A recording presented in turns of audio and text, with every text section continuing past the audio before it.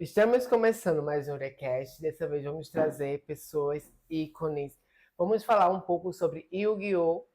TCG com um dos organizadores, Hector, e o nosso querido Léo. Léo, ele esteve conosco no nosso episódio passado, não foi, Léo? Foi no último. Isso. Então, gente, como é que iniciou a iniciativa, a necessidade do público de querer um TCG aqui no Pernambuco? Como foi, assim, as pessoas chegaram para vocês? Como foi a ideia inicial? E quanto tempo ela tem? Bom, então, primeiramente, boa noite, Ura, certo? Boa noite, pessoal. Então, o que aconteceu? Aqui na região de Recife e arredores, tínhamos alguns locais que nós geralmente jogávamos, né? Eram, acho que uns 3, 4 polos. E sempre ficou nessa faixa, um local fecha, um local abre, assim vai, porque existe uma rotatividade de clientes e tem épocas. E principalmente pós-pandemia, É que cresceu mesmo. exatamente. Realmente Teve cresceu. a galera desapareceu por conta da pandemia, e quando acabou a pandemia, a galera quis voltar, e mais o que sustentava esses locais, que era essa presença desse pessoal, não existiu por conta da pandemia. Então, muitos locais se encerraram, certo? Então, pós-pandemia, nós tivemos poucos polos que ficaram, e a gente ficou nessa necessidade. Principalmente a questão de localização. Querendo ou não, nós temos em extremos, né? Nós temos um nome muito grande na comunidade da gente, que é Erison Bobó, e ele proporcionava eventos para o pessoal, porém lá em Paulista. Então, para quem era daqui, do centro, para ir a Paulista, Ficava Muito tão acessível, né? ficava complicado. Para o pessoal que é de Jaboatão, fica complicado. Até hoje, na verdade, a região de Candeias e arredores, não tem, eu acho que um local lá. O local mais próximo que seria por volta de Boa Viagem, porém, atualmente eles não estão mais fazendo eventos voltados para o TCG do Yu-Gi-Oh! Certo?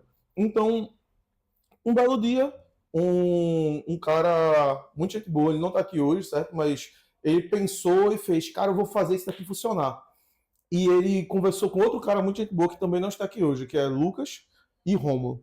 Romulo, ele foi o canal para a gente poder fazer isso com a leitura que nos proporcionou esse espaço.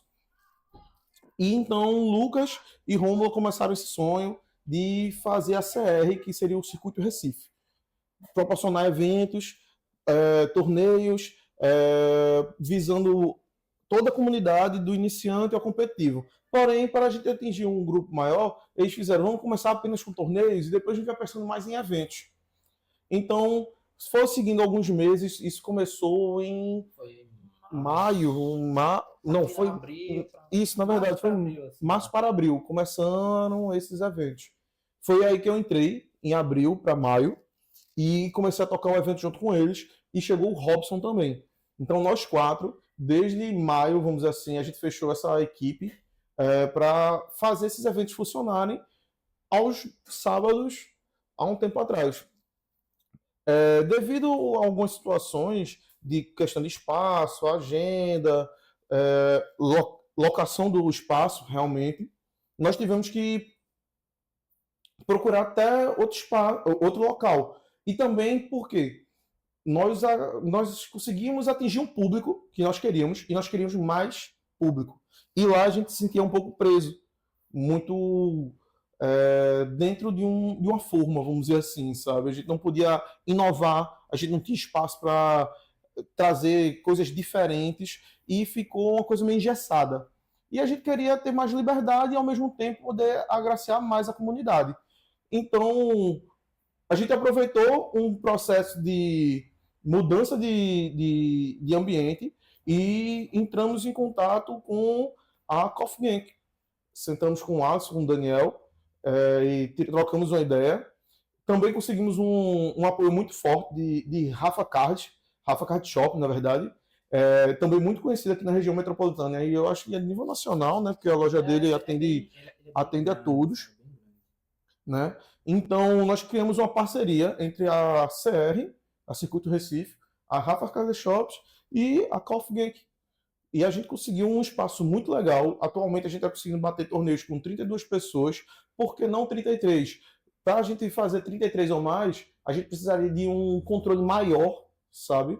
Sim. tem mais tempo, é um pouco mais desgastante, mas isso não impede que um dia a gente faça um evento maior. É porque Certo. justamente a questão assim, até o limite de 32 pessoas, a gente consegue fazer 5 rodadas e ainda terminar cedo para pessoas que moram muito longe daqui. Tem gente Justo. que vem jogar aqui, mas que mora em Limoeiro, tem gente que mora em Isso. Igaraçu, Aí tem tem gente os que mora em contratempos, Paulista, né? Abreu Nossa, Lima, sim. Jaboatão. Então, assim, imagina você jogar um torneio que, digamos, já começa cedo aqui, 1 da tarde, termina normalmente ali 7, 7h30, por entre conta 6 e dos 7, intervalos. assim, e você adiciona mais uma rodada e aí em tese vai terminar entre 7h30 e 8 horas. Na verdade, mais duas, porque entraria o top 8.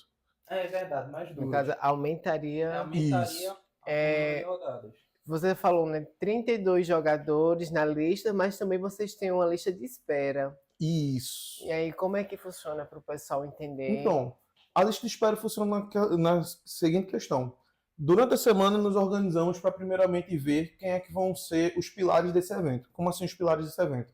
Precisamos sim de sempre ter 1 a 2 pessoas da organização dentro do evento, presencialmente. Remotamente, nós deixamos 1 a 2 pessoas responsáveis principalmente pela parte de controle de listagem. Por quê? Seria injusto com os jogadores se, por exemplo, eu fosse organizar o evento, Sim. jogasse o evento e visse as decklists. Já sabemos. Exatamente, eu prepararia meu deck, poxa, isso não seria legal. Então, geralmente... Há um controle, né? Isso sim, sim, sim. Necessita. Porque Necessita. se nós seguimos todas as regras da Konami, tentamos seguir também ao pé da letra isso, certo? O material tem que ter o sleeve, não pode ter marcação de carta. O playmat não é obrigatório, certo? O playmat não é obrigatório para nós via local.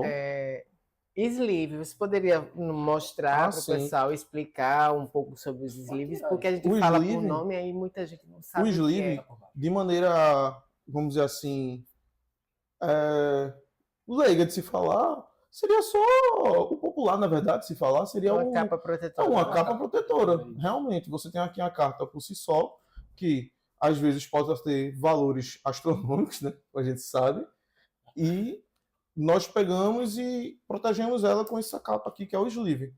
E às vezes a gente pode optar por fazer o double sleeve, que é para realmente garantir a proteção desse material, fazer com que ele realmente fique protegido. Tem algumas regras assim de usar o sleeve ou Sim, qualquer nós coisa temos, sim. variada? Você tem várias cores sólidas que são permitidas pela Konami. E várias marcas. Você tem a Central, você tem a Dragon Shield. Tem que ser oficialmente da Konami, é? Não. Ela pede para que você, se não usar os oficiais como esse daqui, Você Deixa eu usa mostrar de aqui. cor neutra e sem uma arte. assim, isso, tão cor neutra e apelativa. sólida, né? Ele tem que ser totalmente de uma cor.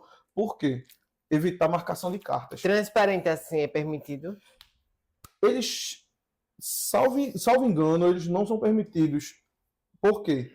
Qualquer ranhura, qualquer coisa que tiver na costa da sua carta, Pode ser considerado como marcado. isso Então, levaria à desclassificação do jogador. E quem define que você é desclassificado ou não? Normalmente é o juiz. O juiz. Ele avalia um. Isso. É mais de um juiz numa competição? Dependendo do grau da competição. Eu e Lucas já temos o certificado. Nós fizemos a prova da Konami. Qualquer jogador tem essa liberdade, tá certo, galera? Se vocês inclusive, quiserem. eu vou fazer. Massa. Eu tô estudando. São três etapas da prova, certo? Uma é mais focada para via de regra, uma é regra assim de ativações de cartas, outra é interação de jogadores e assim vai. Que bacana, gente. Eu São desconhecia. níveis. O TCG, por exemplo, também é oficial, reconhecido oficial. O de Pernambuco é conhecido oficialmente pela Konami? Pronto. Então, esse é o ponto.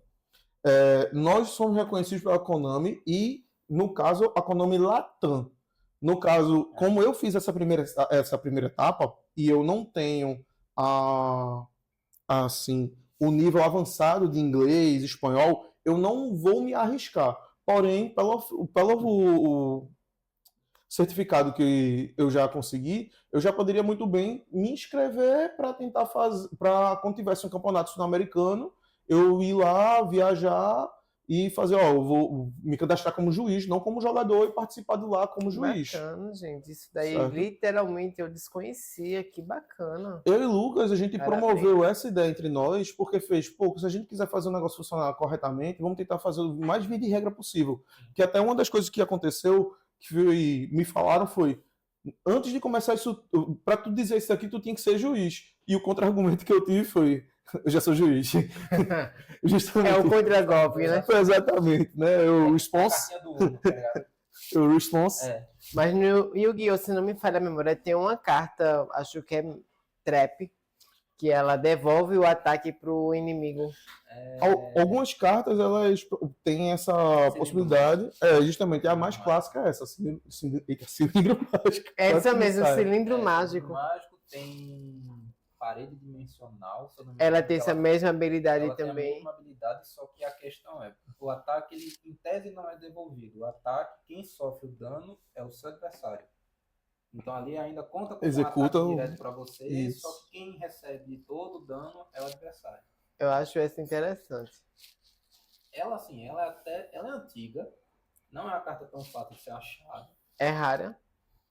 Normalmente, carta antiga, ela que não sai tanto reprint, assim, ela já é, vamos dizer, um pouco rara, entre aspas. É, tem as modalidades, né? De rara, ultra rara. Isso daí O que já seria entra uma em outra ultra rara? situação. É outra questão já. Seria mais para o foil da carta. O brilho da Entendi. carta, digamos assim. Uma carta comum, ela geralmente ela é assim, ela é opaca. Você vai olhar Sim, assim, entendi. ela só vai ter a arte e a carta em si. Uma rara seria desse tipo. Você vai ver que a arte da carta, ela é toda muito bem opaca, trabalhado. porém o nome tem um leve brilho, certo? Aqui nós temos uma que seria considerada ultra, que é secret. Aqui é ultra, perfeito. Tirar aqui fica menos fácil de ver. Isso aqui seria uma ultra. Tanto a arte quanto o texto, elas Caramba. têm brilhos, certo? Ela geralmente só realmente, vamos dizer assim, fica meio espelhado. Você consegue ver um brilho leve, um sutil brilho nela. Uhum. Aí nós temos outras, como essa aqui que é a Secret, certo? Tem a secreta As também. secretas. Ela é mais que ultra rara. Isso, você vai ver que ela tem um brilho mais vivo e direcional de cima para baixo, assim, diagonal. E outras, vamos ser raridades que vão surgindo de acordo com o tempo. Temos a Gold aqui, com essa IP aqui. Temos a Prismática Secreta, que é muito parecida com a Secret, só que ela brilha até um pouco mais. E o brilho dela é um pouco diferente. Assim, E é também. muito bem trabalhada, gente. Se a gente for falar de raridade, a gente tem muitas. A gente tem até a nova, mais nova, que saiu agora, né? Que, querendo ou não, a gente tá no 25º ano de Yu-Gi-Oh! Então estão saindo vários. Tem a raridade que justamente é Quarter Century. Eu vi que eles estão relançando, republicando, né, cartas que ficaram obsoletas. Agora, assim, também. Justamente para atingir a nostalgia dos jogadores. Que, querendo ou não, o jogo, como trouxe essa informação agora, né? São 25 anos. Então, quem começou a jogar no lançamento, hoje já tem 2, 3 filhos, né? E assim vai, né? Eu, felizmente, tô entrei no universo do Yu-Gi-Oh! Físico tem pouco tempo. Porém, eu gosto de entrar e fazer os projetos acontecerem, certo? Então, eu entrei de cabeça e tô fazendo... É aquele velho ditado que eu sempre costumo dizer. Quem não faz acontecer, vê acontecendo. Justo. E eu, vendo a situação, eu fiz, caramba, pô. E foi o que me fez entrar na CR junto com o Lucas, Robson e Romulo, pra gente fazer esse projeto tocar. Foi muito importante essa nova etapa da gente com a Coffee Genk, porque nós conseguimos provar uma coisa que a gente queria pra gente mesmo, que era fazer. Independente para onde a gente vá, a gente está conseguindo abraçar a comunidade de uma maneira que está trazendo jogadores antigos, jogadores novos.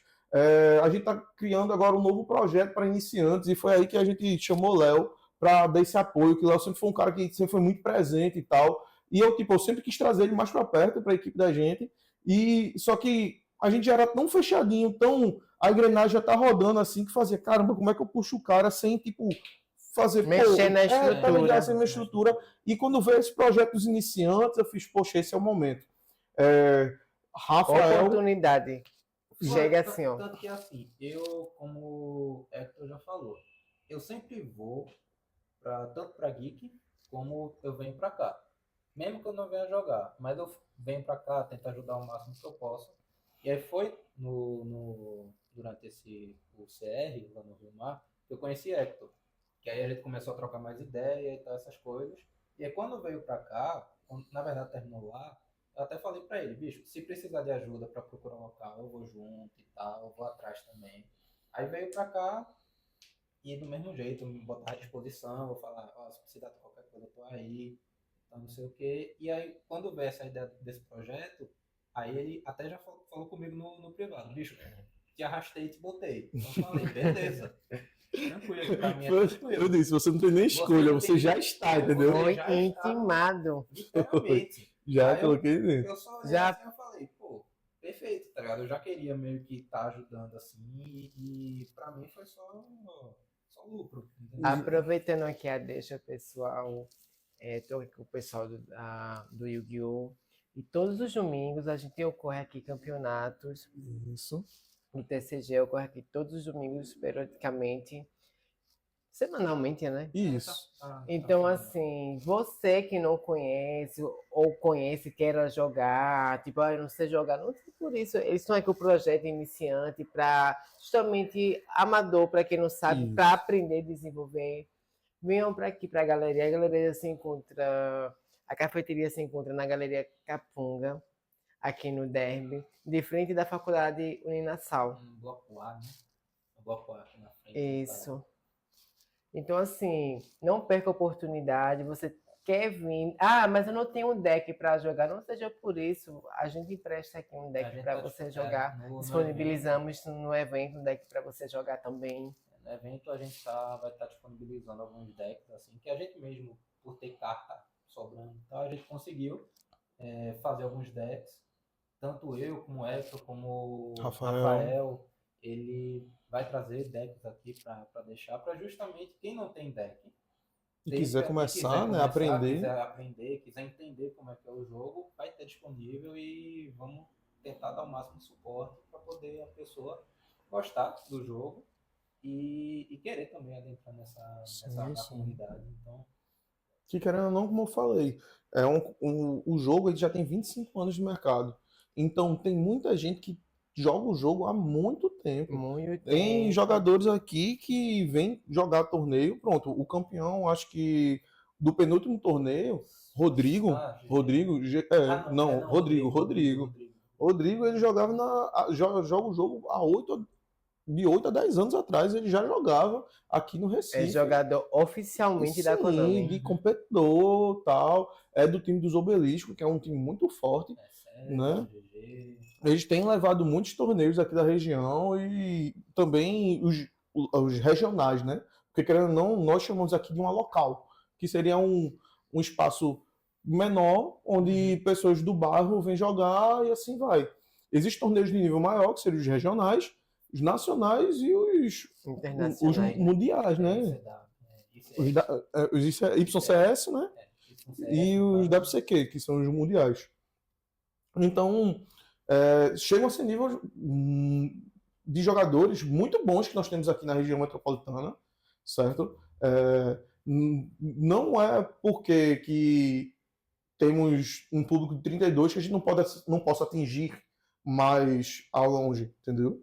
Marcelo mesmo é um exemplo disso. Antes do Yubel ser campeão mundial, ele estava jogando de Yubel. Não tinham saído todos os suportes ainda. Eu acho que já havia saído o Trono, mas aí não tinha o Phantom of Yubel, que é a carta atualmente, eu acho, mais forte, né?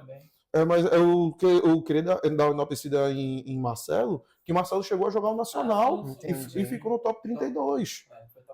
Foi 32 ou foi 34? Ficou nessa faixa. Então, para atingir os 32 de um torneio a nível nacional, poxa, o cara jogou, foi bem jogado, representou. Então é muito bom eu ver um cara que está ao meu lado aqui jogando um dia ou outro e ver o cara lá representando. Eu gostaria de estar lá jogando também, eu não tive a disponibilidade para ir, mas alguns daqui foram nos representar lá. Sim. Mesmo que ele não tenha vestido uma camisetinha que eu sou daqui, não sei o que e tal, mas é aquilo, né? O cara vai, a gente vai torcer para quem é da gente, né? Então, estamos todo mundo junto nessa, certo? Então foi muito legal ver essa galera jogando lá. Acho que foi Marcelo, Barreto, Léo Ribeiro.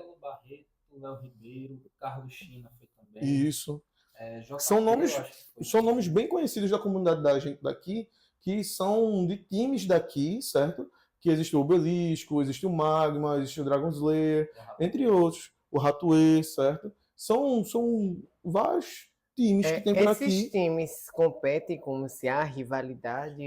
Porque Então, normalmente é uma quando rivalidade times tem uma amistosa. certa É rivalidade, uma eu rivalidade, imagino. é uma rivalidade amistosa, certo? Porque eu acho que ninguém quer ser segundo lugar, né? Justo, justo. Se quer aquele gostinho de poxa e tal. Então, mas isso é bem legal porque é uma competição limpa, certo? Sim. A gente não chega a falta de respeito com ninguém Chega e a ser aquela tal. coisa tóxica, né? Não chega a ser essa coisa tóxica, justamente porque o jogo, ele depende do seu deck, depende da sua sorte no dia e depende de quem esteja pilotando o deck, Sim. certo? Esse é o principal.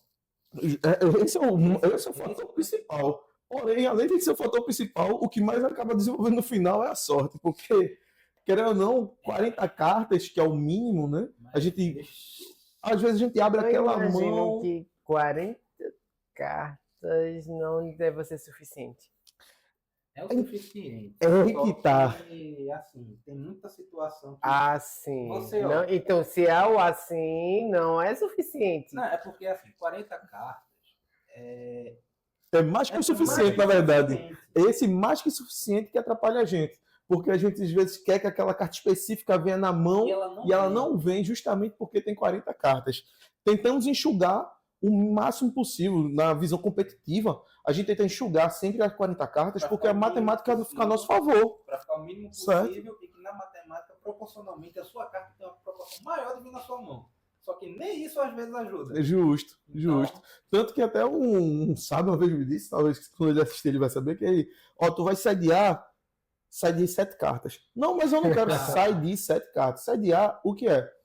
Nós temos o deck principal, que Sim. vai de 40 a 60 cartas. Temos o extra deck, que são as invocações especiais, que vão você pode ter até 15. E você tem o side deck, que seria o seu deck lateral, que o máximo é 15 também, certo? Mas é permitido essa estrutura? Sim, esse side deck, ele geralmente, quando você vai jogar, ele fica separado, realmente. Você guarda ele, faz, ó, aqui o side deck, ou você deixa a amostra do seu oponente. Você, Não tem banimento, não tem falta. Não, ela fica ali. Porém, como as partidas competitivas elas são resolvidas em matches de 3 jogos, quem ganha melhor de 3 no caso, após a primeira resolução, existe um tempo estipulado assim, 3 minutos. isso, no máximo 3 minutos oficialmente, que o jogador pode pegar essas 15 cartas e trocar entre as suas cartas. Mas todas essas cartas têm que ser mandadas antes na decklist para a organização. No meio do jogo, você tem essa possibilidade? Não no meio. Entre rodadas. Por exemplo, Entre rodadas, Não, a rodada não é. Então, a partida está acontecendo. Aí eu paro. Você tem a melhor de 3, certo? Isso. porque a rodada Então. é a melhor de 3. Isso. E aí você, em tese, tem 3 partidas. E aí, terminou a primeira partida, entre a primeira e a segunda, Entendi. você tem esse Isso. tempo pra É o trocar. tempo limite do intervalo para trocar, mas não durante o jogo. Isso. E tudo Ok. isso dentro dos seus 45 minutos da rodada, certo? Então, por exemplo, um deck muito legal que nosso amigo Léo está aqui montando é Rúnico. O Rúnico ele trabalha muito com magias, certo? Então, o que acontece? Existe uma carta muito famosa, que era uma Floodgate, que era a Fragrância de Magia. Eu acho que ela tá banida agora ou ela tá Não, 1? o spell tá um. Pronto, O spell tá um. Antispell está a 1. Então, quando o Rúnico estava em alta, geralmente as pessoas guardavam 3 dessa cópia da Antispell dentro do seu side deck. Então, quando jogava contra o Rúnico, fazia, eita, acabou a primeira partida, eles colocavam essas 3, removiam 3 cartas do seu deck, porque não pode mudar a contagem de cartas, certo? Se você começou com 40, você tem que continuar com 40. Então, você tira 3 e adiciona 3. Porque essa carta poderia ser efetiva no próximo jogo. Entendi. Entendeu? Mas também o que acontece? Acabou a match, fui vitorioso ou você foi vitorioso, o deck tem que voltar à posição original, porque foi a decklist original. Você volta à posição original para começar a próxima rodada jogando como se fosse do zero com outro jogador. E como é que você sabe que o jogador não pode fazer uma palhaçada, uma sacanagem ali? Vocês conferem, é? Aí que entra o juiz, certo? O juiz, ele tem que ficar atento nesses pontos, fica observando, ele observa os jogos, ele vai ter acesso a decklists, então ele vai ter aquele controle, ele vai ser o responsável por esse controle. O que pode acontecer também é, por exemplo, estou jogando aqui contra a Léo e por algum motivo a minha carta está marcada e eu tenho, é perceptível para ambos. Sim. Léo, de prontidão, quando ele viu que a carta está marcada, ele pode olhar assim e fazer: juiz, aí o juiz vai vir e fazer, isso aqui é uma marcação na carta? Se sim, a penalidade.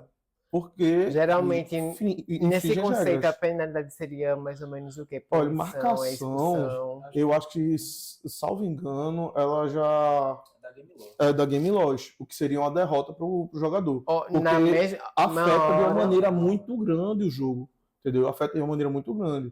A gente poderia ter um warning, que seria um aviso, porque, por exemplo, o cara pegou, ativou aqui o duelo Gozen, que é uma dessas floodgates, que elas só permitem que o jogador fique com um atributo de carta em campo. Então, quando você ativa o duelo Gozen e por algum motivo esqueceram de enviar para o cemitério um monstro, você está com um monstro tipo água e um monstro tipo fogo, e permaneceu. Aí quando o cara seguiu, você, eita, ficou esse monstro água tipo fogo. Só que já seguiu um pouco o jogo. Entendi. Então, a partir do momento que você chega num ponto que você não pode voltar, gera uma penalidade. Só que isso daí foi um esquecimento. E isso afeta ambos os jogadores, tá? Porque se eu deixar o cara errar, uma coisa é, por exemplo, uma coisa que aconteceu comigo no torneio. Eu ativei chamada da cova, bani a carta do meu oponente. Só que ela afeta até o próximo turno. Como eu ativei no turno dele, me afetava também. Sim. No meu, eu fui e ativei a mesma carta que o meu adversário tinha ativado. Depois que eu concluí a carta, ele me avisou. Ele fez: olha, a tua carta não vai ter efeito porque tu ativou chamada da cova no turno anterior. Um erro meu, uma misplay. Aí eu fiz: eita, verdade. Aí volta. Não, a questão é o seguinte: o custo é exercido, mas o efeito da carta é negado por efeito da chamada da cova. Então, ele não me avisou, por quê? Foi erro de jogador. Eu fiz uma jogada que não me beneficiou em nada. Então, tudo bem. Entendi. Agora, uma situação dessa que eu avisei, por exemplo, da duelo Gozen, que ficou um monstro fogo e um tipo água, e ambos os jogadores seguiram o jogo, vai um aviso para ambos os lados, salvo engano, certo? Eu posso estar erradíssimo, mas aviso para os lados, porque é uma informação que tem em comum para ambos os jogadores e tem que ser respeitada. E tem que ser Senão respeitada. vira bagunça, né? Exatamente. Senão vira literalmente. Literalmente. E vai um aviso para ambos os jogadores, por quê? Porque é uma coisa que, tipo, eita, vai enviar depois, vai enviar antes, isso pode mudar todo o fluxo do jogo. Ah, Certo? com certeza. Uma carta ativada fora de ordem pode gerar uma derrota naquela partida. Por exemplo, uma carta que dê informação da mão do oponente. A tal chamada TTT. Ela tem uma das funções dela que é olhar a mão do oponente. Aí vamos dizer que eu ativo ela em fora de hora. Pronto, isso já aconteceu comigo, na verdade. Eu estava na standby phase, que nós temos a sequência Sim. tem a fase de compra, vamos dizer, uma fase de apoio. Pronto, aqui, perfeita. Essa carta aqui é uma carta muito boa. Essa carta aqui, pessoal. É uma carta muito boa, certo? Que ela chega a ter um nível de poder muito alto, que é olhar a mão do adversário, escolher uma carta e voltar para o deck. Então, se eu ativo fora de hora isso, sabe? Se eu ativo isso daí fora de hora, eu ganho informação da mão do meu adversário. Sim, Aí o você cara já pega e faz. sabe o jogo, né? É exatamente o que ela faz. Ah, não podia ativar não. Mas aí já foi a um ponto que não pode voltar mais, gente. Sim. Sim. O fluxo do jogo seria totalmente diferente a partir do momento que eu tenho informação. Certo? Eu queria fazer uma pergunta também sobre esses monstros de duelo. Monstros tipo fogo, tipo água, eles sobressaem entre eles? Os atributos se influenciam Sim, entre si? influenciam. Não sobressaem. diretamente. Elas influenciam indiretamente no seu estilo de jogo. Às vezes você vai ter um jogo focado em um atributo. Às vezes você vai ter um estilo de jogo focado em um Misto. arquétipo. Sim. Isso. Então, por exemplo, aqui nós temos aqui refrão, a cantora melodiosa. Para mim, independe o atributo, pois eu estou focando mais no arquétipo, que seria o melódios. Certo? Deixa eu mostrar Isso aqui. aqui pro pessoal. Eu tenho o deck do Infernoid com o Desacorrentado, que é justamente a ideia tanto o Infernoid como o Desacorrentado são demônios. São cartas de monstro demônio. Darks, né? Não. Não, demônios mesmo, que Demônio já mesmo. não é o atributo, seria Já um não é tipo do atributo, monstro. É tipo do monstro. Tanto que o Infernoid, o atributos é fogo. E o Entendi. Desacorrentado, ele tem água, ele tem fogo, ele tem trevas, se não me engano. Uhum. E aí varia. Essa é a questão, assim, justamente. Pronto. Mas tem algum atributo Dark? Tem sim. Tem. O Trevas, tem Trevas. sim. É Trevos que falam, é? Trevas ou Dark no inglês. É. Então, por exemplo, essa carta aqui é o Arauto do Arco de Luz. Ele é um monstro Synchron, porém, ele é um monstro muito utilizado em decks de tipo ritual, focado em invocação ritual. Pelo fato de quando ele é enviado para o cemitério, salvo engano, ele busca para a mão Um ou monstro um monstro ritual, sem ritual. precisar usar uma carta ritualística. Cito, sem ela busca atributo. para a mão. Ela pega do deck e coloca na sua mão. Ah, ela não vai direto pro campo. Não, vai direto E ela pro ainda tem um efeito que a gente chama de efeito passivo, que não é a Deixa eu necessidade mostrar de ter aqui, que ativar. pessoal. Que é justamente que monstros, ao invés de irem para o cemitério, vão direto para o banco. Então ele tem várias coisas. Ele é um monstro Synchron, ele é um monstro luz, e ele é um monstro que busca e é um Floodgate, querendo ou não. Gente, E que é um misto. homem negate, salvo engano, E né? também Ele é um tem isso. negate que ele se tributa e ele nega a ativação de qualquer, ou de carta magia, de carta armadilha, monstro, enfim. Isso. Então ela é uma Solanza, de mil utilidades essa carta. Essa Entendeu? daí é uma daquelas que não pode faltar no baralho. Já me garantiu uma vitória, entendeu? E é aquela coisa, justamente, ela, por ser uma carta simples, ela não encaixa em todo o deck. Porque ela precisa de um tipo específico que Mago. se chama regulador. Na carta tem que ter escrito regulador para poder fazer as ciclos. E aí, como é que seria a invocação? Ela precisa, normalmente ela já deixa aqui bem escritinho assim, ela fala normalmente um regulador e um não regulador. E aí você tem que fazer a O que soma. seria reguladores? E não Algumas reguladores? cartas não têm efeitos, são monstros normais, Sim. e tem cartas com efeitos. Monstros com efeitos. Então ela Certo? necessariamente pede um monstro com efeito e um sem. Pronto, aí que a gente chega o ponto. Só que aí tem uma outra classificação, que é o Nossa, gente, é que bem seria complexo. cartas Toon, que recebem uma coisinha a Mundo da mais. fantasia, né? E isso, todas as cartas do mundo da fantasia, elas têm um acréscimo que é Toon. Tem que ter o livro. Coisa, É o né? Fantástico Não, Mundo das não, Fantasias, assim, né? na É carta necessário mesmo- ter o livro, né? Isso. Isso. Agora na carta mesmo ela tem escrito. Pronto. Aí nós temos os tipos de vocações, de certa forma. Nós temos a XYZ, nós temos os monstros Synchron. Você pode ver que nas cartas elas ficam com. Qual é a tem uns diferença da personagens. XYZ para 5? Visual, o tom das cartas. Tem os links também. É. Vamos falar um pouquinho desses tipos Uhum. já, mas deixa eu mostrar aqui o pessoal. Esse é cada de um atributo desses que foi mencionado. Vamos dizer uma categoria diferente. Categorias, né? É. Obrigada Uma pela categoria. correção. Certo? Então, isso daqui seria se não, ó, tem a pêndulo ainda que a gente nem colocou. Ah. Tem essa pêndula aqui, gente. Que na minha opinião é o tipo mais chato de você jogar com, porque ele é muito complexo.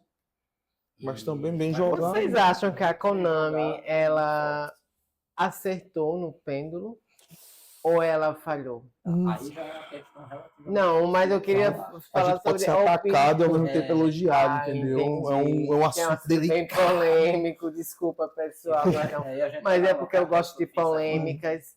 Eu, particularmente, eu acho o estilo de invocação muito único, certo? Sabe, ele quando ele chegou, ele reinventou e fez o meta, deu uma balançada diferente, sabe? Porque, caramba, eu acho que foi a primeira vez que você botava 2 cartas no campo e conseguia descer 3 monstros simultaneamente, Sem 4 monstros. precisar de Sem atributo. tributar e tal. Você ainda tinha invocações especiais normalmente. Você ainda tinha normal sumo. Eu acho que eles teve a ideia de querer fazer um jogo rápido. Inicialmente. Eles aceleraram. Porque eles passam, ao menos para mim, esse estilo, modalidade, ele passa para mim que eles queriam acelerar o jogo. E eu... Só que aí desacelerou demais. Sim. A partir do momento que ele lhe deu uma grande quantidade de materiais para fazer invocações, posteriormente, não sequencialmente, mas posteriormente, chegou a invocação Link, que é aqui, dessa daqui, que você pode ver que ela não tem a modo defesa, ela tem setinhas, certo? Que geralmente, como qualquer deck, existem as cartas genéricas, cartas que funcionam em qualquer deck, certo? O Então- Link, pessoal, fica no lado da defesa, porque ela não tem defesa. Ela Tem só um Link fica no alto, modo de ataque. Eu seria hoje Ela, aqui. de forma alguma, ela vai para o modo de defesa. Essas são as Ó, cartas aqui, ó. de Link. Pronto. Então, o que acontece? Essa daqui mesmo é uma Link alta, é uma Link 5. Ela precisa de tem, 5 monstros. Isso. tem o nível de Link também, Isso. Tem que O ter número- 5 monstros no 5 monstros campo pra para trazer poder elas descer. Porém, há situações que existem, O Link na como defesa. posso dizer, do mesmo jeito que aquele que Léo ressaltou aqui, que o Arauto precisa de um monstro 5 e um ou mais monstros não reguladores. Alguns precisam de certos tipos. Isso. Toda Link vai necessitar de uma numeração de um monstro para descer ou Isso. ela já pode descer Não, automaticamente? sempre precisa de vamos dizer assim, um custo para ela ser trazida. E esse custo pode ser direcionado. Nesse caso aqui, a deusa do submundo, ela, por ser Link 5, ela teria que usar 5 monstros. Porém, No tipo trevas ou qualquer gênero? aí que tá. A primeira linha desse monstro sempre vem vir o que vai ser necessário. Então, nesse caso aqui, ele tem 4 ou mais monstros de efeito. Aí faz, Hector, você me disse 5 antes? Sim. Certo, mas é porque eu posso usar 5. Porém, quando ele me diz 4 ou mais monstros de efeito, você tem, por exemplo, aqui a IP. Opa, massa. Você tem aqui a IP, que ela é um Link 2. Logo, ela pode contar como 2 monstros para este monstro aqui em específico. Certo? Então, essa daqui em específico... Então você pode pôr no campo mais de uma carta Link. Pode. E isso vai depender do seu Link. Por quê? No campo, com a introdução dos links, vieram as Zona Links. Antes vocês tinham 5 zonas de monstro, 5 zonas de magia e tem as zonas pêndulo. Aí as zonas pêndulo desceram para a parte de dentro das suas zonas de magia. A primeira da sua esquerda e a primeira da sua direita, zona de magia, viraram a zona pêndulo. E na frente tem 2 zonas que em tese são compartilhadas entre os jogadores, que seriam a extra link, a extra zona. Zona adicional de monstro. Isso, Entendi. zona adicional de monstro. A ideia do pêndulo veio do pêndulo mesmo do pêndulo que vai... Olha, eu não posso afirmar, Sempre, porém, o Master Duel, que é um simulador oficial da Konami, quando você vai fazer a invocação pêndulo, ele simula, ele faz uma artezinha do pêndulo se balançando, você faz a pêndulo sumo, ele faz. Eu acredito que seja justamente pela diferença entre os dois valores a que você área, né? estava. Para demarcar a área, né? Aí, o invocação pêndulo falou dos A Master questão do Duel. pêndulo fazer Pronto. o balanço, enfim. Aí, quando a gente tem essa parte aqui da invocação pêndulo, você havia perguntado, vou pegar da pergunta que você tinha feito, se a Konami acertou. Eu acho que ela acertou. Para o momento que ela foi criada, foi um tipo totalmente diferente de invocação, e eu acho isso muito legal, porque quando você introduz algo extremamente diferente, faz todo um reajuste no que a gente chama de meta no jogo, certo? Porque esse reajuste acontece de decks que poderiam ter sido esquecidos, ganham espaço no jogo. Uma prova disso é o Will Bell, atualmente, ele foi campeão mundial. Então você tem um Will Bell. O Will Bell, caramba, é uma carta tão antiga, um arquétipo tão antigo. É um arquétipo de anime. Assim. O que a gente chama de arquétipo de anime é o quê? Passou no anime, a gente assistiu, gostou, lançou, vendeu. Ok, mas viu espaço no cenário competitivo? Não. É diferente. É diferente, sabe?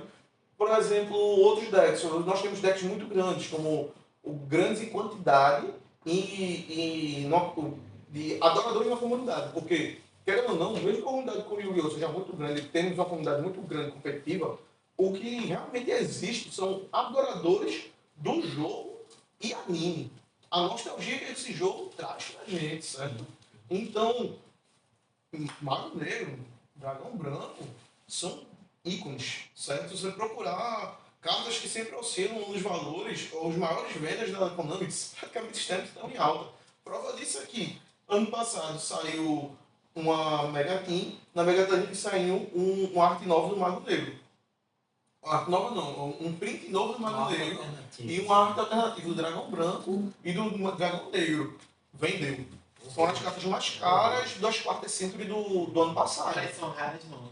Elas vão ser mais raras porque só vai ter esse print delas. Entendi. Então, a cada ano que se passar, menos jogadores terão elas em sua posse. E menos jogadores terão elas conservadas da maneira correta. Porque elas vêm no saquinho isolada. Então, se você já abrir e vai jogar, ela já vai cair um pouco de valor. Se você não abrir, manter guardada, bonitinha, ali o valor dela com o passar do vai tempo ser estimado. Certo?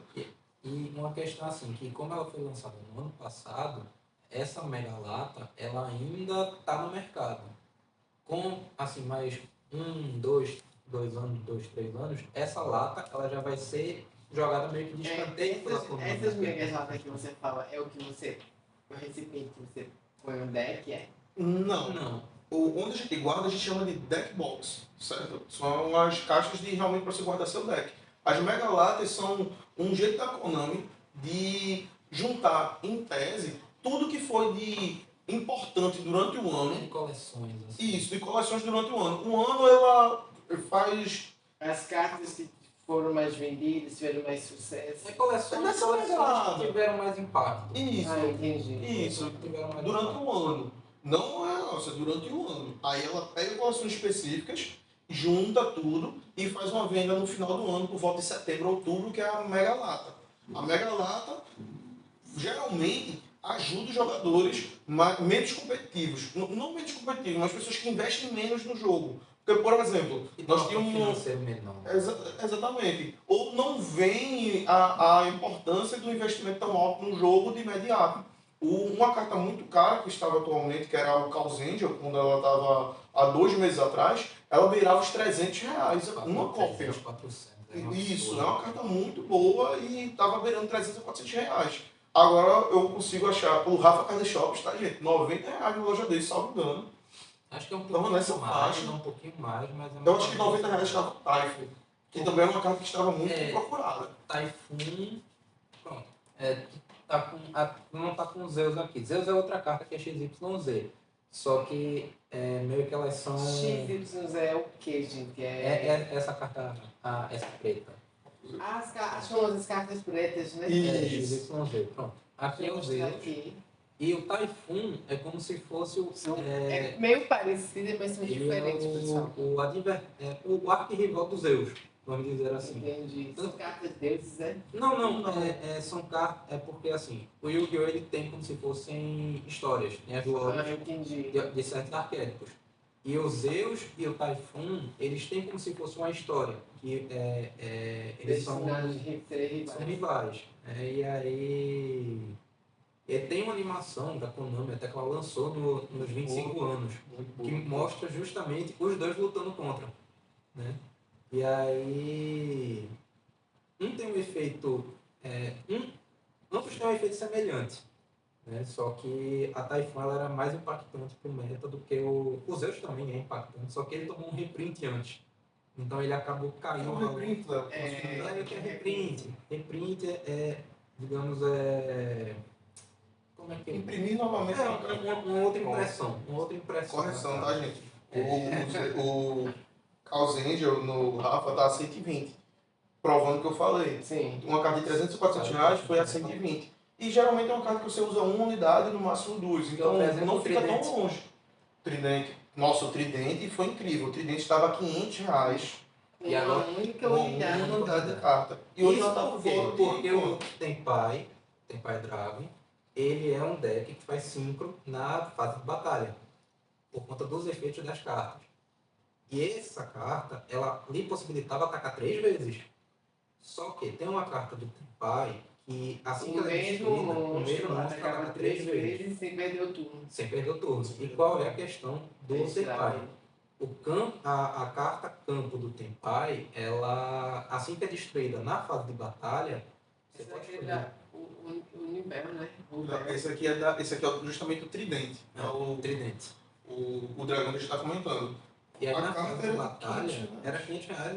95. Rafa tá vendendo a Melhor preço 95. da máquina. E aí, digamos assim, que a magia de campo do Tenpai, quando ela é destruída na fase de batalha, você pode escolher um monstro seu e dobrar o valor do ataque dele. E ele, por si só, ele ataca 3 vezes quando ele faz isso. Ele destrói 2 cartas no campo e ele vai atacar tanto a primeira vez dele como mais 2 vezes. Então, você conseguindo no Tenpai bater mais de 32 mil. Então, E a pessoa só tem 8 mil. justamente. Ele bate 32 mil. Sozinho, assim, É. praticamente. E aí uma carta que a galera usava muito nesse deck, que justamente sofreu um hit forte nessa banlist recente, foi a Prosperity, que justamente o custo dela era fazer o oponente tomar metade do dano durante todo o final, até o final do turno. Porém, o teto do tridente era tão alto Que ele batia 16 mil. que 16 mil, ele ainda batia o dobro do que era necessário.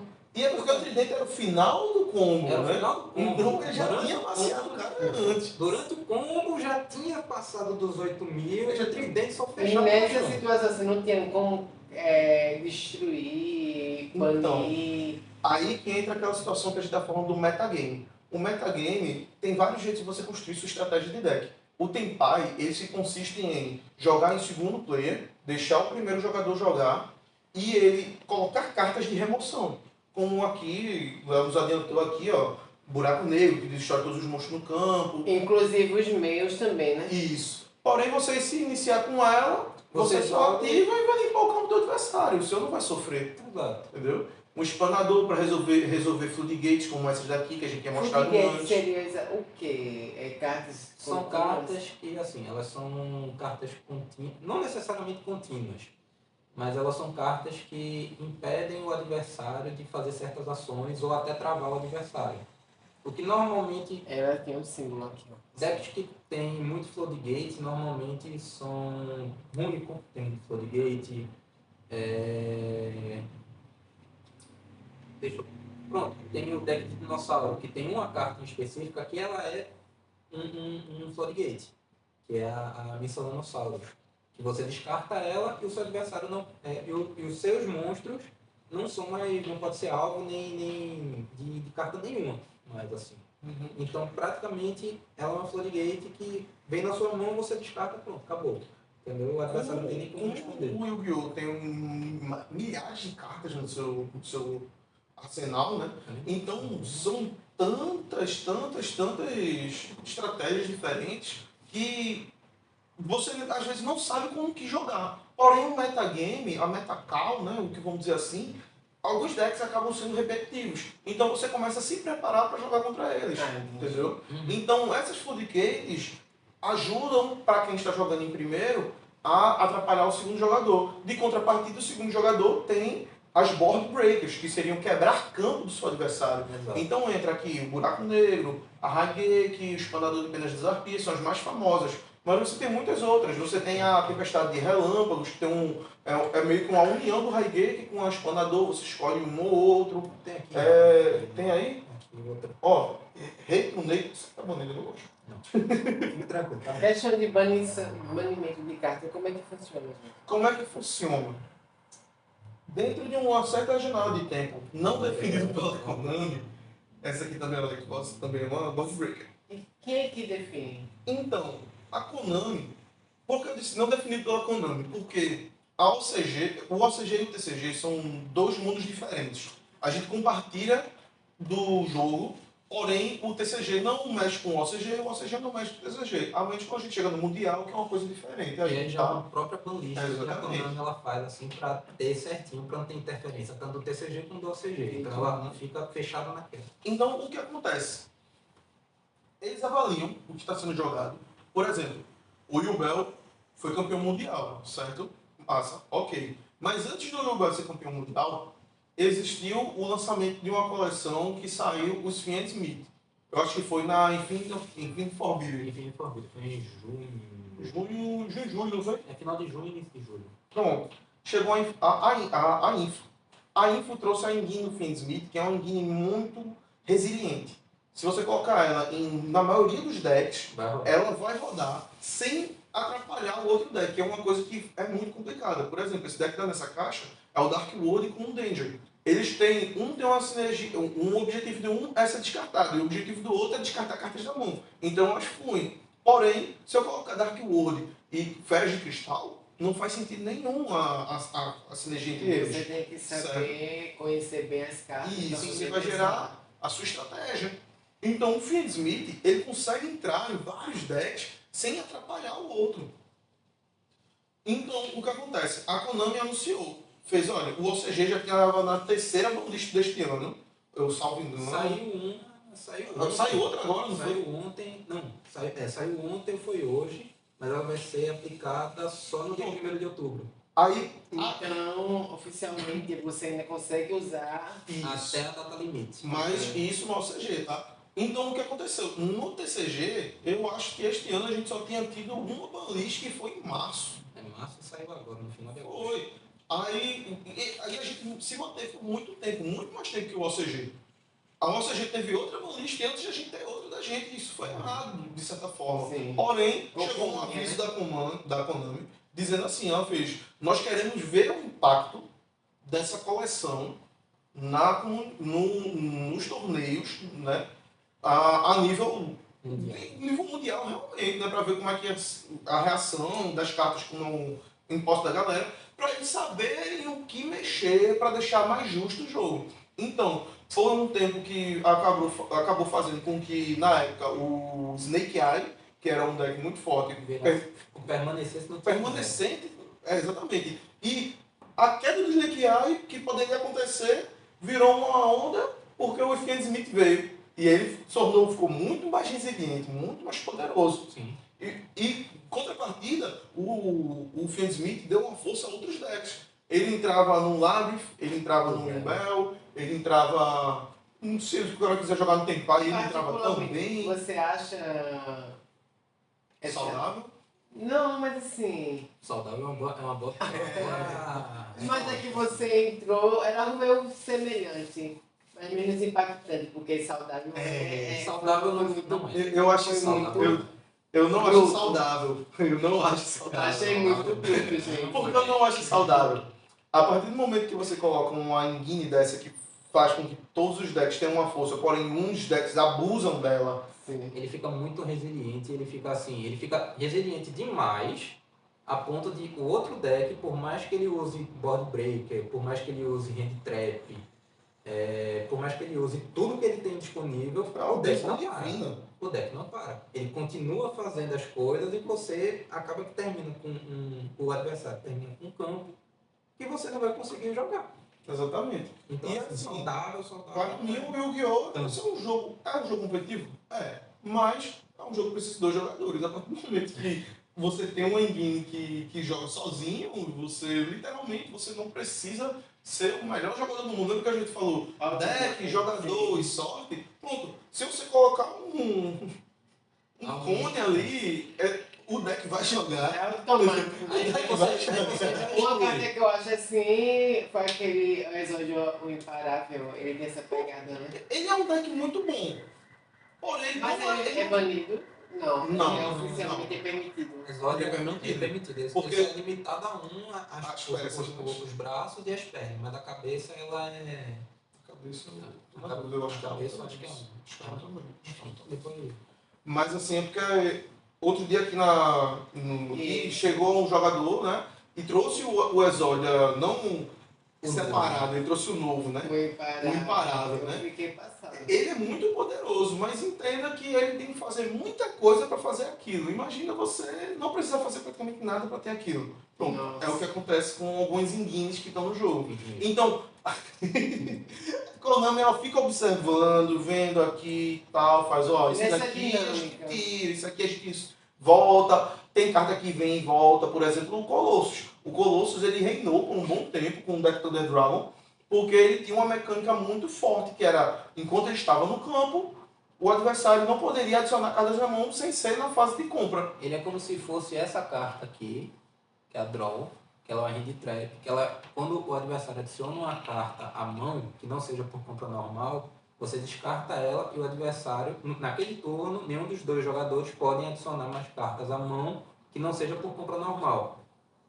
E aí o Colosso, ele é um bicho de uma fusão que ele tem esse efeito passivo. Que entra muito fácil, por sinal. Ele entra muito fácil justamente com um bicho trovão, ele... Necessariamente trovão. Ele diz, É bem um específico. monstro trovão que tem ativado seu efeito na mão neste turno. Aí ele pode Então, usar um especial. Tem o próprio arquétipo dele, que é o Standard Dragon, certo? Que toda a mecânica do deck funciona isso. Então qualquer carta do arquétipo que ativasse e entrasse em campo, poderia trazer o Colosso. Então Eu o acho isso deck teria uma resiliência. Aí que está a situação. Ele não é apelativo a partir do momento que você tem que obrigatoriamente jogar com o arquétipo, sabe? Entendi. Porém, Posteriormente foi lançado os Nemesis, onde um dos monstros é justamente o monstro trovão. E a mecânica dos Nemesis era ativar a mão para ele poder entrar. Ele volta uma carta do não, ele volta uma carta do banida e ele entra com o especial. Então qualquer deck meu que eu tenha, contanto que tem uma carta banida, se eu ativar o Nemesis da minha mão, ele é um monstro trovão, ele me dá acesso ao Colossus. Então o Colossus deixou de ser uma carta do arquétipo e virou uma carta genérica a partir do momento que eu só preciso colocar um monstro específico no meu deck principal. E principalmente a partir do momento que esse monstro vira buscável, aí que piora a situação. Então o Colossus... pode piorar. Isso, então o Colossus ele foi removido do jogo. E o Yu-Gi-Oh! Nunca melhora, só piora. Essa é a questão. Tem uma frase que meu amigo ele sempre fala assim, ó. Entrou no Yu-Gi-Oh! O cara começa a jogar, o cara começa a se divertir, faz um deck inicial, não sei o que, papá. Aí de repente olha assim e faz, rapaz, se eu fizer isso... Então ele diz, olha, hoje ninguém tá puro não, é tudo misturado e assim vai. É muito bonitinho, eu concordo. Eu até gosto, eu prefiro quando meu deck tem uma fluidez de um arquétipo só. Porém, milhares de cartas, milhares de jogadas, milhares de possibilidades que o jogo me entrega. Então, eu acho que até misturar arquétipos não é você perder a essência do jogo, mas sim você se adaptar ao jogo. Agora, se você vai chegar ao nível de ir competitivamente ou não, vai do seu gosto, do seu feitio. Eu tenho decks fortes e tenho decks fracos. Eu tenho decks que batem o competitivo e tenho decks que literalmente é puro divertimento. Eu tô sabendo ruim, que eu já não tô Vocês separam, né? Oi? Vocês costumam separar um deck pra se divertir? Sim. Eu tento unir os dois mundos, certo? Eu tento unir os dois mundos. Ultimamente eu montei o Ice Barra, que recebeu um suporte novo na BLTR, acho que uns 2, 3 meses atrás. E que... Isso. Trouxe novamente o Ice Barra em alta, porém com ele ser umas cartas um pouco mais antigas, ele faz com que o jogo dele seja um pouco mais lento. O que entra muito em conflito com o que está atualmente, que é velocidade. E justamente por ele ter um jogo mais lento, o grind do deck, o decorrer, uma partida mais extensa, faz com que ele se destaque, certo? Porém, para eu conseguir encaixar isso, depende muito mais da minha habilidade com o deck, a sorte que daquela mão vir, né? Então, para isso tem todo o estudo em cima de como eu montar meu deck. Mas, para a gente chegar nisso, foi um tempo. Foi o dia que a gente pegou assim, eu não sei, Léo, mas o dia que eu comecei a jogar o Yu-Gi-Oh! No físico, eu tava assim, um belo dia, aí meu colega chegou assim e fez, eu conheço o cara há mais de 20 anos.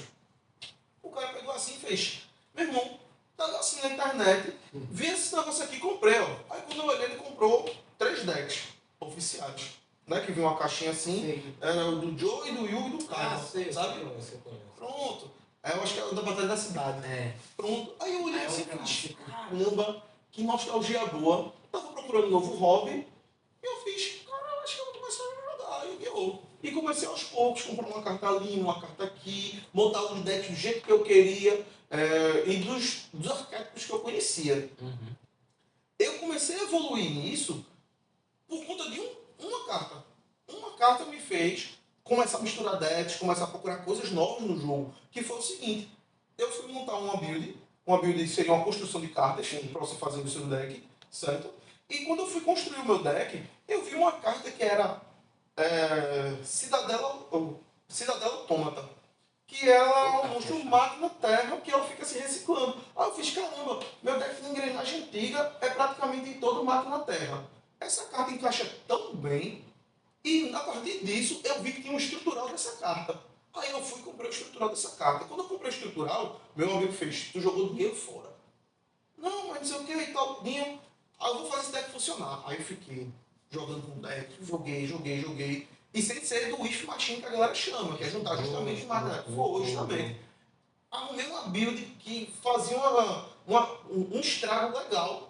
Né? Não chegava a ser, oh meu Deus, um competitivo, um meta da vida, mas fazia um estrago legal, que eu nem esperava que eu ia chegar a esse ponto do jogo.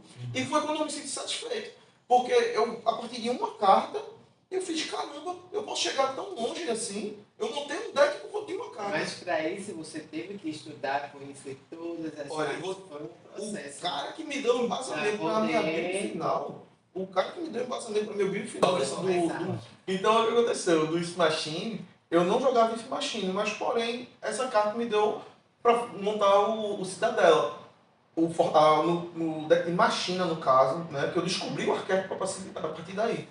E eu me vi um jogador de monstros mágicos, né? E terra. Esse machinho, se não me falha a memória, é do GX, né? Então, ele... Guia, sim. O Anciente Guia Agora o Machina. o Machina, a primeira vez que ele aparece é no 5Ds, o que seria o seguinte do GX. Uma cena que o rapaz tá com uma moto, aí explode a moto, assim, tipo, são dois amigos. Justamente a carta de um deles é um Machina. É legal, certo? Na verdade mesmo, eu acho que a primeira aparição dos Machina nessa franquia do Yu-Gi-Oh! É no longa-metragem da Pirâmide de Luz, quando o Yugi tá duelando aleatoriamente com a galera, que todo mundo quer derrotar ele para ganhar o título de Rei dos Duelistas. E um desses rapazes usa a primeira formação dos Machina, que ele bota os 3 soldadinhos assim e vira um Megazord. Isso. Pronto, por isso que ele já fica assim, porque ele pega a galera. Pronto. E ele é um deck que eu comprei em 2022, teve um relançamento, um suporte novo pra ele, e eu achei interessante, foi mais recente. Bem considerado. Foi bem considerado. O legal do Yu-Gi-Oh! É isso, que ele ataca a nostalgia dos jogadores nessa pegada, ele vai, poxa, eu vou pegar aqui, vou trazer uma coisinha e tal. E assim, não Pra tentar, eu acho que é uma também. tática para tentar manter os velhos jogadores. Isso. E Porque funciona, né? nem todos se adaptam com essas novas cartas. Eu mesmo só conhecia até na época do GX mesmo, depois eu fiquei obsoleta, né? Alguns jogadores, pelo fato de não quererem acompanhar essa sequência, foram criados métodos alternativos. Então tem o Edson, tem o Wizard, Tem o Wizard, Red, tem o Red. Wizard. A Meru uma vez fez um torneio específico deles. Pronto. E até tem aqui na região metropolitana, eu acho que a mochila, né? A mochila ela faz como se fosse um forfão. Isso, eles chamam de forfeta, né? É, forfeta. Só que, assim, eles têm como se É o fosse a nome própria dos banlist jeitos. deles. Eles fizeram até uma própria banlist, né? Então, E aí, enfim, aí... o jogo Não oficial. não oficial, entendeu? oficial. Porém, para tentar agregar justamente ao público que faz, poxa, eu não queria jogar de uma maneira não tão competitiva. Aí agora faz, beleza, pô, junta os seus amigos, faz seu jeito de jogar. Você tem milhares de cartas. Você tem 1000 jeitos de jogar. Se você quiser jogar bafo com suas cartas, você pode jogar. Não faça isso, vai estragar a bichinha. Mas não faça isso, né? É tão caro, gente. É um pouco mais caro. Tem história de gente que bateu assim uma carta de mais de 100 reais. E aí, 100 reais. É a pessoa. Eu soube uma semana passada outra que fizeram isso numa Phantom, numa Fiobel. Quarta é centro, meu Ai, amigo. que coisa delícia. 1.400 reais o valor de uma carta dessa. Quando Meu lançar. coraçãozinho. Dói. Demais. E olha que nem minha, eu tô Justo, não era minha também. Eu estava na hora e fizeram. Meu irmão não sabe o que fizeram, quando não contaram. Eu fiquei, Ai, meu Deus, tem gente nossa, que... bicho, tem muita história no jogo. Eu já vi carta cair dentro d'água. Parece dói demais. Pra ver o filho, e essas coisas Nossa, do filho. demais, cara. Eu tenho um carinho muito grande pelas minhas cartas. Tanto que, independente da raridade dela, todas as minhas cartas que eu jogo sempre estão double sleeve ou estão dentro da pasta. Seria... Quando eu coloco uma cobertura menor na carta E uma maior. e uma maior externamente, justamente para proteger não só a arte desse outro, mas também para realmente proteger mesmo a carta. Essa é uma garantia a mais, assim. Isso, então, porque, poxa, não tem só valor sentimental, realmente tem um valor investido aí. Tanto que gera um mercado em cima disso. Os torneios, eles, propostos pela própria Konami, eles não é permitida a devolução em dinheiro para os jogadores, sempre em produtos. E esses produtos, nem sempre o jogador vai ficar com esses produtos. Então ele pode comercializar, sim, esses produtos se quiser. Então, a Konami ela propõe isso, ela faz, a gente não vai devolver dinheiro, você sempre vai ser produto, para ter essa rotatividade dos próprios produtos dela, certo? Além dos jogos físicos, vocês jogam também online? Online você tem o que se aproxima mais do presencial, seria o Master Duel, né? Que é o oficial, que é o oficial da Konami. Existe outros que não são Tem o Yu-Gi-Oh! Omega, tem o Dueling Book, Nexus, Pro. Então, assim, tem vários emuladores voltados para Yu-Gi-Oh! Só que esses, assim, eles já são focados no TCG, no presencial, assim, as cartas, a banlist, tudo se Se vê O nisso. Master Duel foi uma tentativa da Konami de fazer um novo Yu-Gi-Oh! Para o pessoal. Como assim um novo Yu-Gi-Oh? Cartas novas? Não, são as mesmas cartas. Porém, lembra que eu comentei antes? Não gosto desse estilo? Faz outra banlist, faz outra regra e assim vai. Pronto. O Master Duel, ele nem é OCG e ele nem é TCG. Ele veio realmente Mas é como- oficial. Mas é oficial. É uma outra frente. Um mesclão, assim. Foi um mesclão deles e fizeram o Master Duel. Eu vou pegar o melhor ponto daqui. Foi, pode ir lá mesmo. e juntar E estão isso. testando esse aí. Tanto que o online do Master Duel você pode tranquilamente jogar com isso em qualquer lugar do mundo. Certo? Você tá lá, de repente você joga com alguém da Ásia, alguém da Europa e é normal isso acontecer. Você percebe muito pelo nick, assim vai. E até às vezes o estilo do deck. Que você olha assim você faz, "Rapaz, eu nunca vi essa montagem de deck. Mas quando você olha no OCG, a galera tem o costume de montar aquele deck daquele jeito. Tanto que eu e um amigo meu, Chino, que muitos conhecem, a gente jogava Master Duel e ficava no Discord conversando um com o outro. E aí transmitia a tela e falava assim, quem pegar chinês e ganhar vale 2 pontos. Chinês ou japonês, quem pegar e ganhar vale 2 pontos. Pronto, né? Gente. Aí a gente pegava uns russos assim de repente, era muito bom. Era muito aleatório, assim, realmente. Falando era muito assim aleatório. em pessoas de outros países, as cartas geralmente elas é português. Vamos lá, relevância. Aqui em português, a questão da Aí tem umas que são em inglês, umas que são japonês ou chinês, sei lá como é isso. Tem uns nomes esquisitos. Esse é o E elas são permitidas no duelo ou só pode ser cartas No portuguesas? verso da carta daqui do TCG, você pode observar que ela tem, tem a marca do marca. Yu-Gi-Oh! Aqui do TCG. É. Você vai ver aqui que ela vai ter um textinho aí que Traditional Card Game. Trading Card Game. Trade card game. Certo. Isso. Então, você pode ver que essa daí é o seu TCG. O TCG, ele abrange as Américas, a Vou Europa mostrar aqui. e eu acho que uma... uma. Se não me engano, a Europa inteira. Aí, a Europa, eu acho que o continente africano também, ele faz parte do TCG. Se não me engano, o OCG se pega na Ásia e Oceania, É mais ali. sabe? Então, o que acontece? Independente se a carta esteja escrita em francês, em alemão, em Ela italiano, é em português, permitida. ela é permitida. Se ela Porque tiver essa era a minha TCG. dúvida. Eu presumo e suponho que não seja só minha, mas acho Sim. que muitas pessoas iniciantes, porque Isso a gente é- pega cartas e vê Isso é muito em inglês, importante. português, Isso é muito importante, permitido, tá? não é. Até tem chinês, não, japonês. Japonês, chinês, Chinês. coreano, enfim. Para você ver o nível de rigidez, existe a carta OCG em inglês. Por quê? Nem todo mundo que está residindo naquele espaço Vai saber inglês. Até porque Exatamente. se você não conhecer o desenho da carta, eu digo, a carta faz isso, isso e isso, e você tem que acreditar. A gente nem é aquilo, mas você não sabe. Justamente. Então, mesmo a carta sendo OCG em inglês, ela não é permitida no TCG. Certo? Entendi. Mesmo que aqui nós utilizemos cartas em inglês, mas são cartas TCG em inglês. Tem a mesma arte, é o mesmo efeito, porém, uma de lá, uma de cá. Para não ter, não, mas essa tem aqui assim, assim, sabe? Não. Regra é regra. Traça uma linha, é aqui e lá. Chuva. Se não virar bagunça, se não tiver limite, Exatamente. Bagunça. e como vira, viu? Se não se Bagunça, impor. tipo, Aí a gente tenta trazer toda essa organização para os torneios que a gente tenta propor aqui, justamente para ter um ambiente Evitar mais. Evitar situações, né? situações, ter um ambiente também mais convidativo, porque eu acho que se a gente tem um ambiente controlado, um ambiente pouco caótico, né? Eu vou dizer pouco caótico porque o ser humano competindo é imprevisível, né?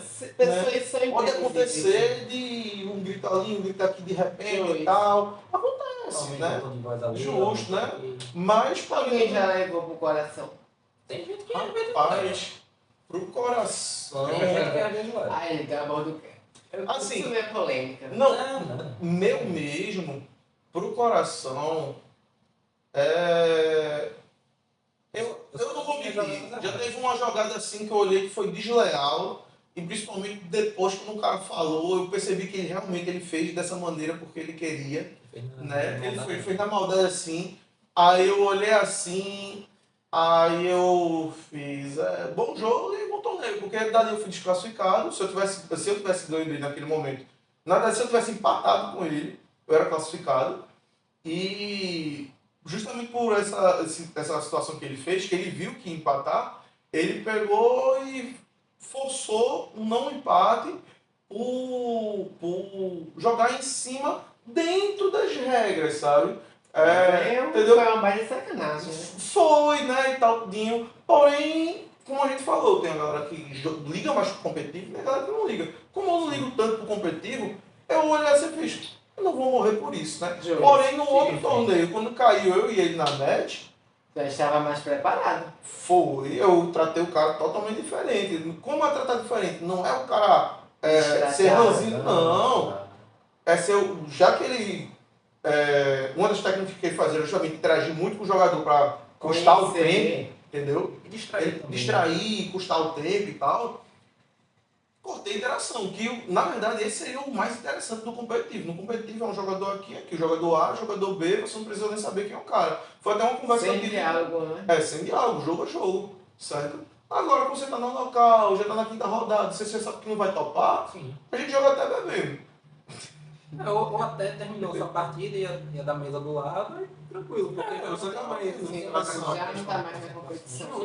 E principalmente. Na questão da competição também, eu acho que muita gente tem.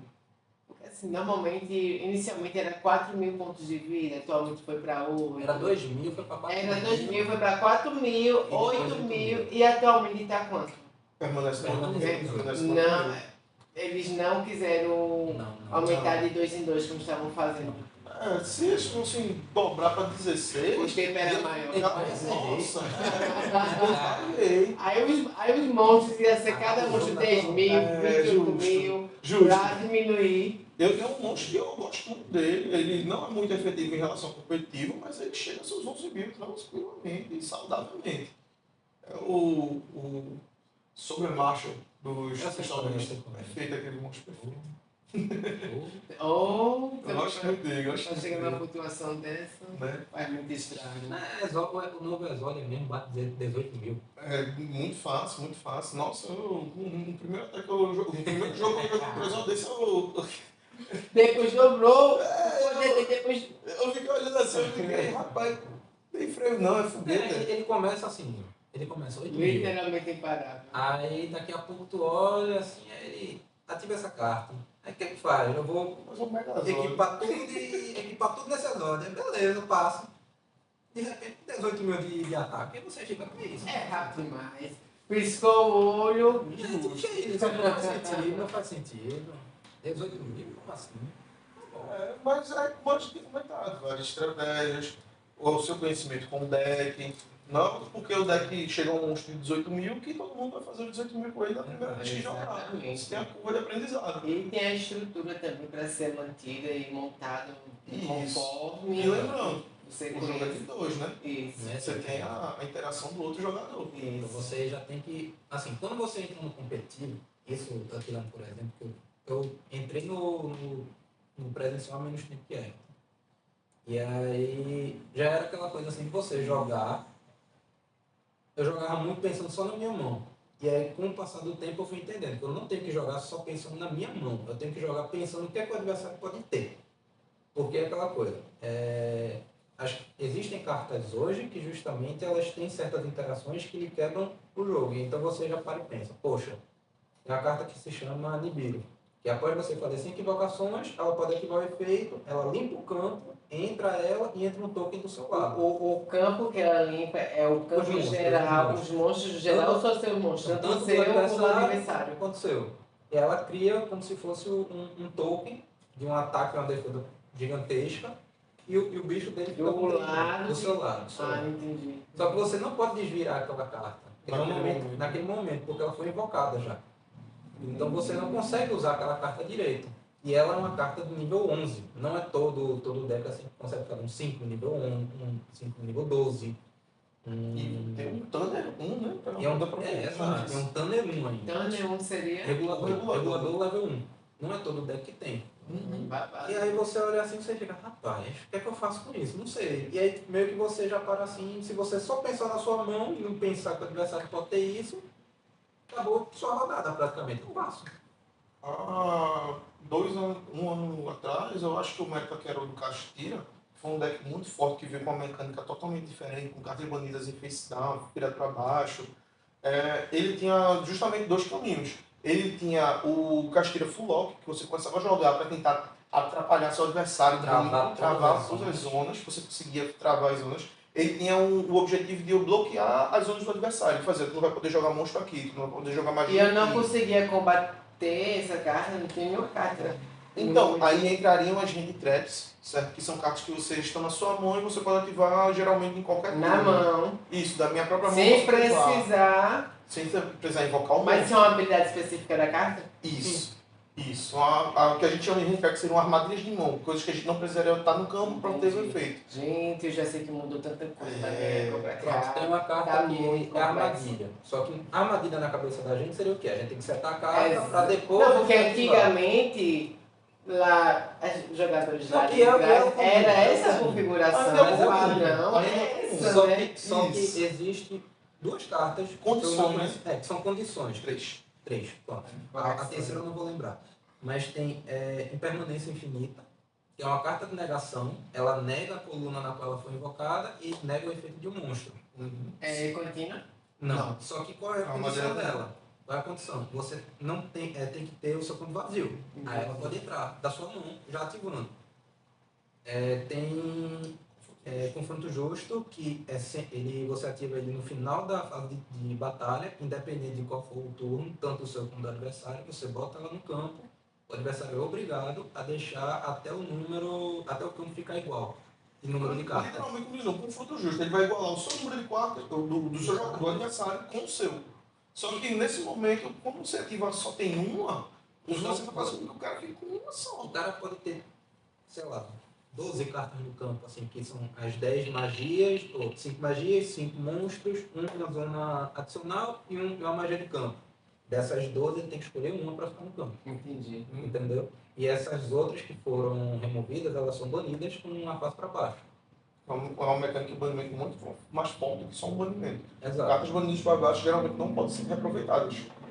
Certo? Aí a terceira A terceira é uma armadilha muito antiga, certo? Ela é tufão alguma coisa que justamente você pode ativar ela diretamente da sua mão se você não possuir justamente a mesma mecânica Então, do todas inferno. elas têm essa mesma mecânica de você não ter nada no campo, praticamente assim. Justamente para ter uma condição de invocação, Exato.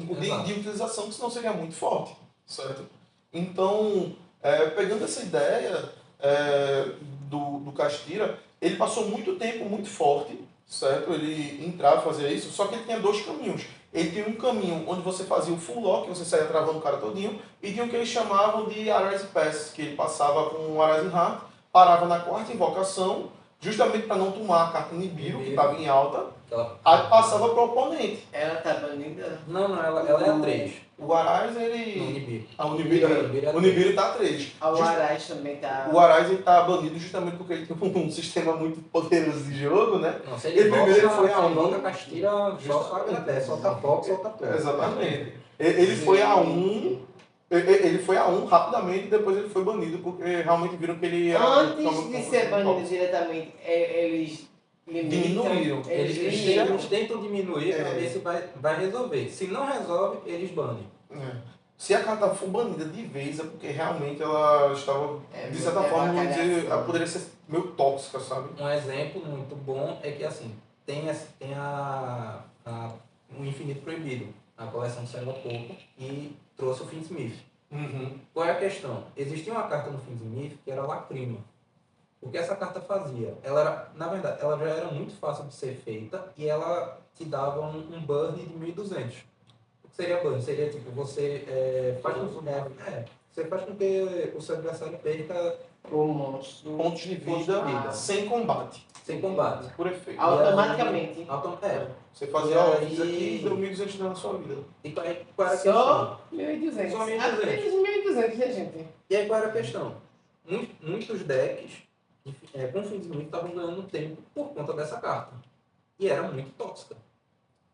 Aí a Konami, na banlist, já baniu ela. E é uma carta que não saiu, tipo, há um mês e meio, mais ou menos assim, eles já baniram logo de cara. Se vai gerar um ambiente tóxico, eles têm que realmente fazer essa ceifada. Um exemplo tão parecido quanto a esse foi o meta do Super Heavy.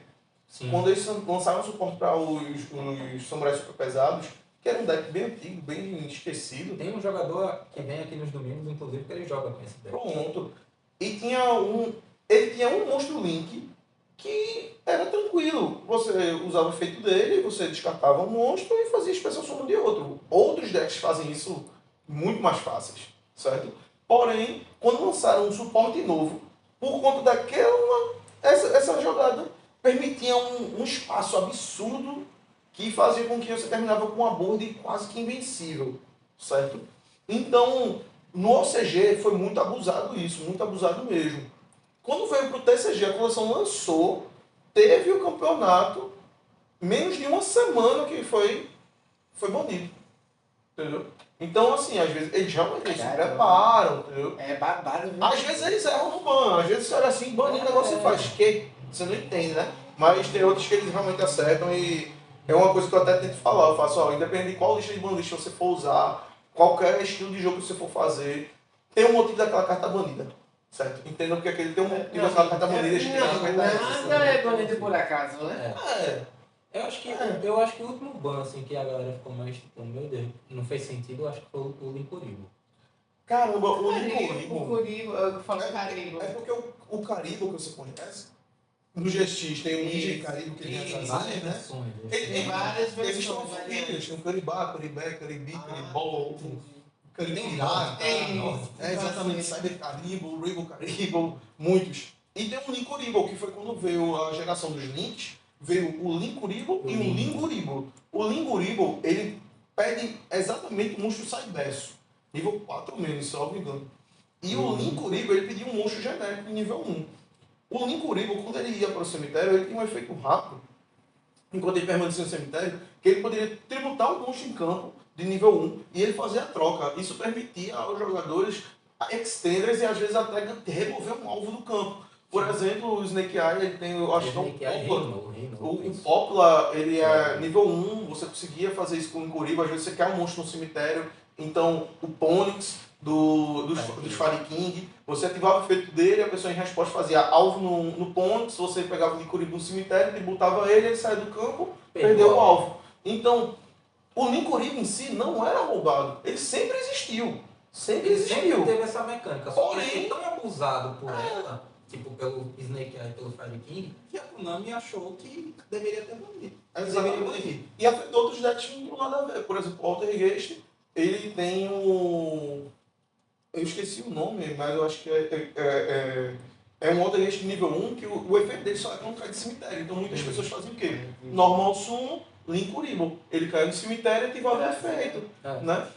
Aí, um deck que não estava em alta foi impactado porque um deck que estava lá na frente estava abusando de uma mecânica, entendeu? Então, uma pessoa que não é competitiva, quando olha isso, faz, poxa, tomei uma porrada de graça. Só que quando você vai olhar o cara lá na frente, o cara que está competitivo, que está lá gastando 2, 3, 4, 5, 6 mil reais num deck, que acontece, o cara olha assim e faz, ufa, finalmente eu não vou ter que lidar com isso, né? Exato. Como quando o jogo existia uma coisa mais amistosa, existe uma coisa mais amistosa e uma competitiva. Você tem uma pelada de domingo e tem a Copa do Mundo, né? Você tem e tem que respeitar isso. Concordo plenamente contigo. O pessoal, assim, vamos estender o convite para o pessoal que queira participar, jogar. A gente os novos jogadores também com o projeto. A gente está com justamente o projeto de ter esses, como se fossem essas aulas assim no sábado. Aqui na Coffee Gang. E aí a gente. Por sinal, o primeiro já está para. O primeiro já está para esse sábado agora. 27 de setembro. 27 de setembro, né? Horário, gente. 28, né? Eu acho que é 27 de setembro, às 1 hora da tarde. A partir da 1 hora da tarde. E aí eu vou estar aqui, talvez venha mais um, assim, para dar o suporte, para ajudar o pessoal. Mas a ideia é que venha eu, venha Hector, venha Rafael, para realmente assim ajudar o pessoal, me ensinar A introduzir, a né, introduzir. E o aí, sistema. e a gente vai ter esse primeiro aulão assim, e com o passar do tempo a gente vai começar a fazer outros eventos e tal, com algumas ideias que a gente já está E, conversando. Florescendo. E depois nós queremos introduzir essa galera que começou no Yu-Gi-Oh! Iniciante para justamente ingressar eles a um competitivo, né? E não assim um competitivo, oh meu Deus, lá no máximo, mas gerar realmente tipo, a união dessas comunidades, porque a gente não quer criar uma nova comunidade de Yu-Gi-Oh! A gente quer expandir. Só quer Exatamente. expandir Exatamente. e não criar comunidades divergentes. E isso. Porque cara, não, todo mundo tá ali viajando, todo mundo quer bater sua cartinha, pô, quer jogar cartinha, pô. O objetivo final é jogar cartinha. Yu-Gi-Oh! Assim, ele não é um jogo tão fácil, né? Ele não É bem um jogo complexo, tão fácil, de ele é fato. muito complexo. E realmente é muito difícil para uma pessoa que nunca jogou, ou até uma pessoa que parou há Que muito já tempo atrás, jogou há muito tempo, que foi o Tá meu voltando caso, que tá agora, voltando agora, é muito já o complexo. jogo ele mudou muito. Muito. Então, realmente é algo muito complexo, é algo que você às Mas vezes não para é e tal. impossível de você vir aprender, exato. pessoal. Justamente. Basta vir, sentar aqui. Basta vir, O Léo tá aqui ó, disponível, Hector também. Justo. Os outros meninos também da O equipe. que a gente quer é justamente provar isso, fazer. Muita gente faz, ah não, mas eu jogava há muito tempo, ah não, eu só gosto de jeito, mas calma, gente. Nós temos milhares de cartas, milhares de estratégias. Você já aprendeu nascer falando? Claro que Não, justamente. Isso tudo é questão de Já prática. nasceu andando? Não, você Olha, eu vou dizer que é que nem andar de bicicleta, só que essa bicicleta agora tem umas 4, 7 rodas e tem jeitos diferentes de andar.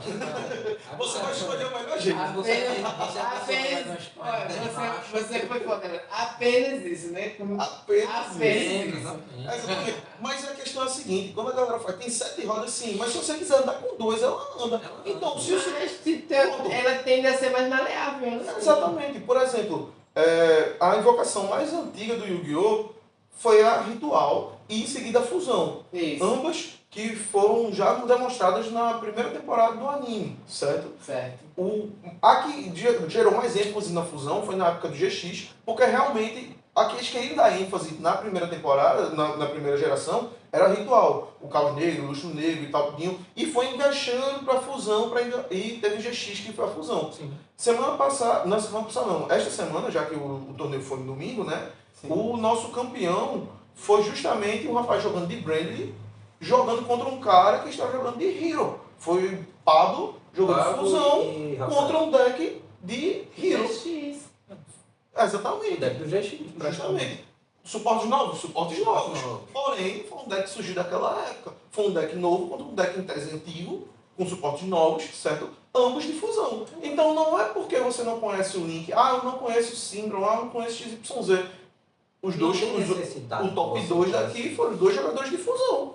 Então, pra mim, a desculpa de não jogar é a pessoa não querer jogar, realmente. Porque caminhos existem. E o Bell também é um deck de fusão, claro que ele jogar com Finn Smith, ele consegue ir pro Link, pra XYZ, pra fusão. E o que ele quiser rodar, ele roda. Tem várias variantes. Exatamente. Mas você roda até mesmo sem essas variantes, porque o Yubel por si só, ele já é um deck resiliente. Então, Justo. Entendi. Ele joga pro main deck e pros fusões do arquétipo. Exato. Aí quer deixar ele mais forte?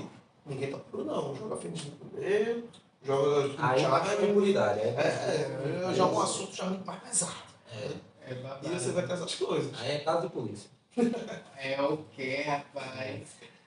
Bom, pessoal, quero agradecer muito a presença de vocês, o apoio também.